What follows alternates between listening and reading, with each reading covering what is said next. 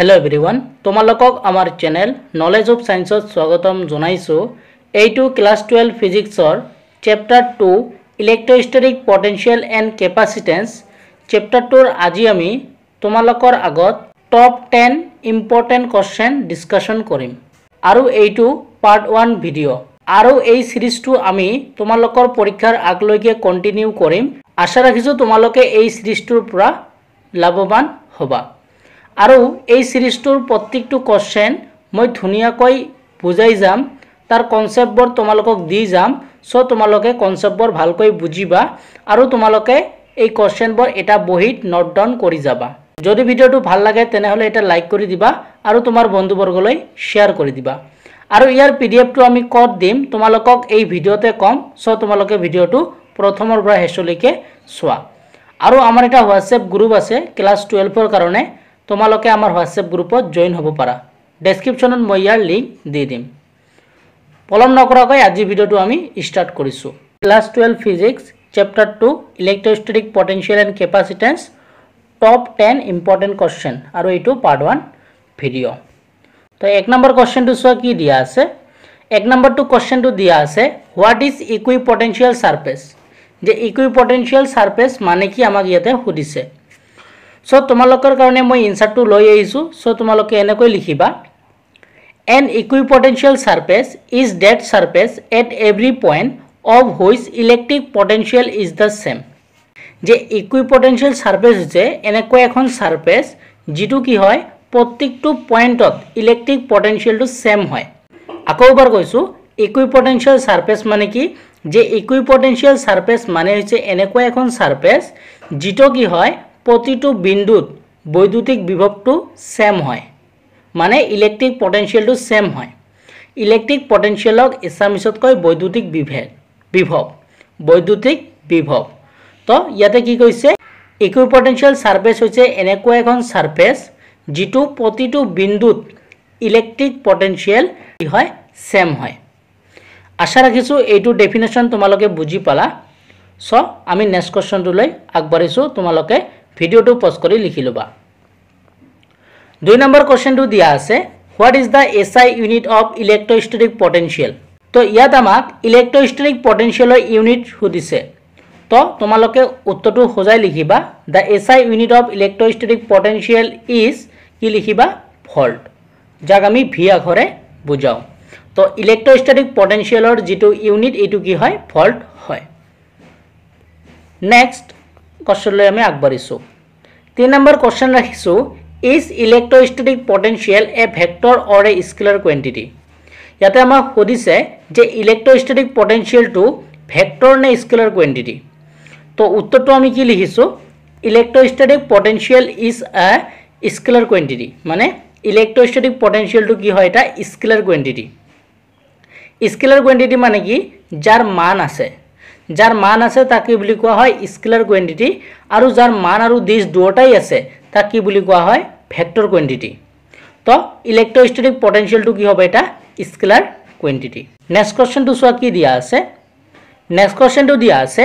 Right one properties of equipotential surface. যে আমি অলপ আগতে পঢ়ি আহিলো যে ইকুইপটেনশিয়াল সারফেস মানে কি। এতিয়া আমাক ইয়াতে লিখিব কৈছে ইকুইপটেনশিয়াল সাৰফেসৰ এটা ধৰ্ম লিখিব কৈছে।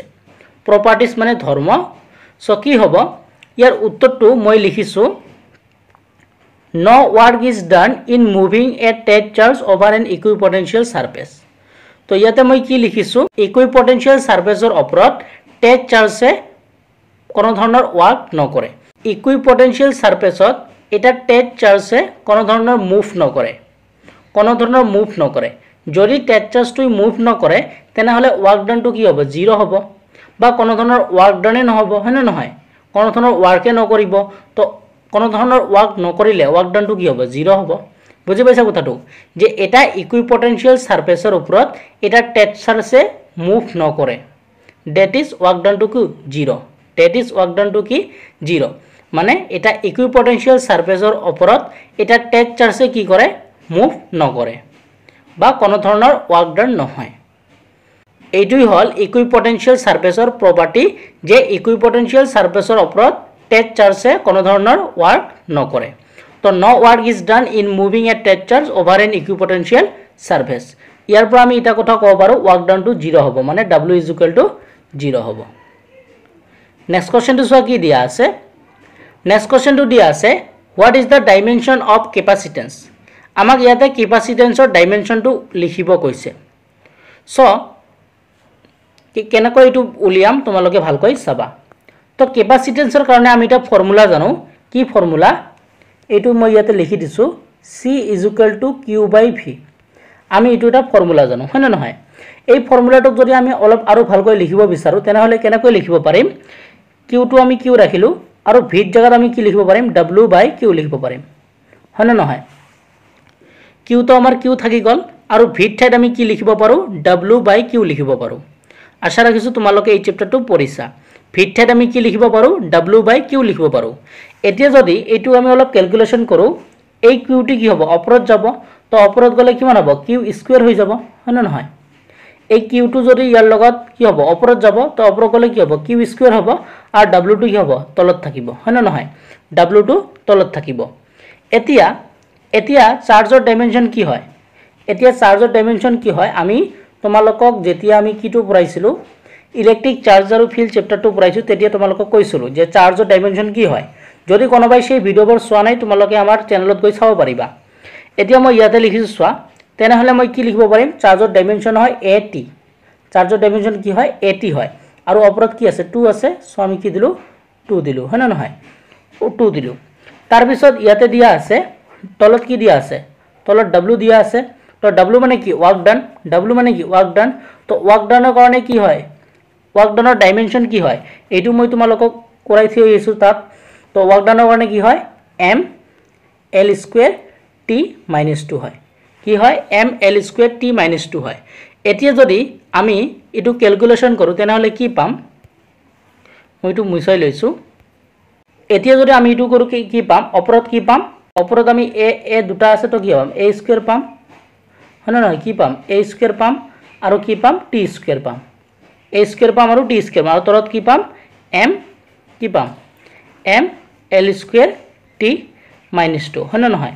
m l স্কয়াৰ t - 2 এটি যদি আমি ক্যালকুলেশন কৰো কি হ'ব m টো ওপৰ গলে কি হ'ব m - 1 হ'ব এইটো l টো ওপৰ গলে কি হ'ব l - 2 হ'ব আৰু t টো ওপৰ গলে কি হ'ব t 2 হ'ব আৰু ইয়াতে কি থাকিব a স্কয়াৰ থাকিব আৰু ইয়াতে কি হ'ব t স্কয়াৰ থাকিব তাৰ পিছত আমি যদি ক্যালকুলেশন কৰো তেনেহলে আমি কোনটো পাম এইটো পাম আমি কোনটো পাম এইটো পাম এটো কি m - 1 l - 2 t to the power 4 a to the power 2 আকৌ কৈছো m to the power -1 l to the power -2 t to the power 4 আৰু a to the power 2 আমি পাম সো আশা ৰাখিছো এটো বুজি পালা তোমালোকে জাস্ট এটা ফৰ্মুলা মই ৰাখিবা c = q / v আৰু আমি v ৰ জাগাত কি লিখিব পাৰো w / q লিখিব পাৰো তাৰ পিছত তোমালোকে অলপ ক্যালকুলেশন কৰি লবা সো আশা ৰাখিছো তোমালোকে এটো বুজি পাইছা এতিয়া আমি নেক্সট কোশ্চেনটোলৈ আগবাঢ়িছো নেক্সট কোশ্চেনটো দিয়া আছে হোৱাট ইজ ইলেক্ট্ৰোষ্টেটিক শেল্ডিং ইলেক্ট্ৰোষ্টেটিক শেল্ডিং মানে কি তো ইয়াৰ উত্তৰটো মই লিখিছো কি চোৱা ইলেক্ট্ৰোষ্টেটিক শেল্ডিং is a phenomenon of protecting a certain region of space from external electric field electrostatic shielding মানে কি যে ইলেক্ট্ৰোষ্টেটিক শিল্ডিং মানে হৈছে এনেকুৱা এটা পৰিঘটনা যেটো কি কৰে প্ৰটেক্ট কৰি ৰাখে এটা সাৰ্টেন ৰিজন লৈকে এটা সাৰ্টেন ৰিজন অফ স্পেস লৈকে কি কৰে প্ৰটেক্ট কৰি ৰাখে কাৰ পৰা এক্সটাৰ্নাল ইলেক্ট্ৰিক ফিল্ড বাহিৰৰ ইলেক্ট্ৰিক ফিল্ডৰ পৰা কি কৰে আমাক প্ৰটেক্ট কৰি ৰাখে আকৌ কৈছো ইলেক্ট্ৰোষ্টেটিক শেল্ডিং হৈছে এনেকুৱা এটা পৰিঘটনা যেটো আমাক কি কৰি ৰাখে প্ৰটেক্ট কৰি ৰাখে এটা certain region of space from external electric field পৰা বুজি পাইছা ইয়াকে কি বুলি কোৱা হয় ইলেক্ট্ৰোষ্টেটিক শেল্ডিং আশা কৰোঁ এটো তোমালোকে বুজি পালা এতিয়া আমি নেক্সট কোশ্চেনটোলৈ আগবাঢ়িছো নেক্সট কোশ্চেনটো কি দিয়া আছে চোৱা নেক্সট কোশ্চেনটো দিয়া আছে what is the SI unit of capacitance আমাক ইয়াতে কি কৈছে কেপাসিটেন্সৰ ইউনিট সুধিছে what is the SI unit of capacitance আমাক কেপাসিটেন্সৰ ইউনিট সুধিছে তো কেপাসিটেন্সৰ ইউনিট কি হয় ফাৰাড হয় যাক আমি কিহেৰে বুজাও f এৰে বুজাও তো মনত ৰাখিবা কেপাসিটেন্সৰ ইউনিট কি হয় ফাৰাড হয় যাক আমি f এৰে বুজাও নেক্সট কোশ্চেনটো চোৱা কি দিয়া আছে নেক্সট কোশ্চেনটো দিয়া আছে 1 পিকোফাৰাড = প্ৰশ্নবোধক চিহ্ন দিয়া আছে তো মনত ৰাখিবা 1 পিকোফাৰাডক যদি আমি ফাৰাডত বনাও তেনেহলে কি হ'ব 10 to the power minus 12 farad ইয়াতে f হ'ব লাগিছিল না ইয়াতে f হ'ব লাগিছিল তো কি হ'ব ইয়াতে 1 পিকোফাৰাডক যদি আমি ফাৰাডত বনাও তেনেহলে কি হ'ব 10 to the power minus 12 farad হ'ব বুজি পাইছা 1 পিকোফাৰাডক যদি আমি ফাৰাডত বনাও তেনেহলে কি হ'ব 10 to the power minus 12 farad হ'ব সো তোমালোকে এইটো ৰিলেচন মনত ৰাখিবা এইটো তোমালোকৰ কেতিয়াবা নিউমেৰিকেলত দৰকাৰ হয় নেক্সট কোৱেশ্চনটো চোৱা কি দিয়া আছে নেক্সট কোৱেশ্চনটো দিয়া আছে ডিফাইন কেপাসিটৰ তো ইয়াৰ উত্তৰটো লিখিছো a capacitor is a device for storing a large quantity of electric charge যে capacitor হৈছে এনেকুৱা এটা ডিভাইস যেটো কি কৰি ৰাখে ষ্টৰ কৰি ৰাখে অধিক পৰিমাণৰ ইলেক্ট্ৰিক চাৰ্জ কি কৰি ৰাখে ষ্টৰ কৰি ৰাখে capacitor হৈছে এনেকুৱা এটা ডিভাইস যেটো কি কৰে অধিক পৰিমাণৰ ইলেক্ট্ৰিক চাৰ্জ ষ্টৰ কৰি ৰাখে capacitor হৈছে এনেকুৱা এটা ডিভাইস যেটো অধিক পৰিমাণৰ ইলেক্ট্ৰিক চাৰ্জ ষ্টৰ কৰি ৰাখে বুজি পাইছা তো capacitor এইটোই তো কি লিখিছো a capacitor is a device capacitor হৈছে এটা device for storing a large quantity of electric charge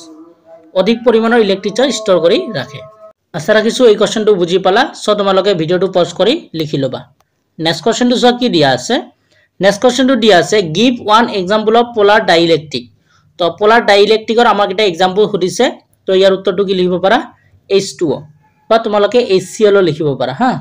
HCl লিখিব পাৰা তো polar dielectricৰ এটা एग्जांपल কি হ'ব H2O আৰু তোমালোকে নন পোলাৰ এইবোৰ চাই লবা আৰু ডাইইলেক্ট্ৰিক কি হয় এইবোৰ চাবা হা সো আমি আৰু এই চ্যাপ্টাৰটো আৰু ভিডিও আনিম সো আমি তোমালোকক যিমান পাৰো তোমালোকক ভিডিও দি যাম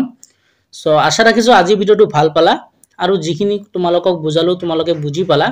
যদি কোনোবাৰ কিবা ডাউট থাকে তোমালোকে কমেন্ট সেকশনত সুধিব পাৰা আৰু এই ভিডিওৰ পিডিএফ টো মই আমাৰ WhatsApp গ্ৰুপত আপলোড কৰি দিম সো তোমালোকে আমাৰ WhatsApp গ্ৰুপত জয়েন হৈ লবা মই তোমালোকক আমাৰ WhatsApp গ্ৰুপত আপলোড কৰি দিম যদি ভিডিওটো ভাল পালা তেনেহলে এটা লাইক কৰি দিবা আৰু তোমাৰ বন্ধুবৰ্গলৈ শেয়াৰ কৰি দিবা আৰু যাতে আমি ভিডিও দিয়াৰ লগে লগে তোমালোকে ভিডিও পোৱা তাৰ কাৰণে আমাৰ চেনেলটো সাবস্ক্ৰাইব কৰি ৰাখিবা আজি ভিডিওটো ইয়াতে সামৰিছো নতুন এটা ভিডিওৰ লগত তোমালোকৰ লগত পুনৰ দেখা দেখি হম ভিডিওটো চোৱাৰ জন্য তোমালোকক ধন্যবাদ জনাইছো